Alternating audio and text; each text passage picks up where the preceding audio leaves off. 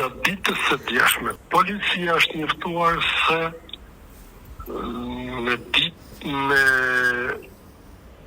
me nxjerr diku rreth orës 10,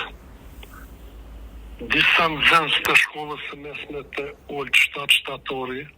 në vetëmërisht dëshohet se janë helmuar nga ushqimi që kanë konsumuar në një lokal në afërsi të shkollës. Në njëherë ka marrë veprimet dhe është intervistuar drejtori i shkollës, i cili deklaron se diku në orët e paraditës, rreth orës 10, disa nxënës dyshohet se janë helmuar, njëjtët janë dërguar 6 prej tyre, janë dërguar në qendër të mjekësisë familjare për trajtament mjekësor, dhe pas trajtamentit janë liruar për në shtëpi.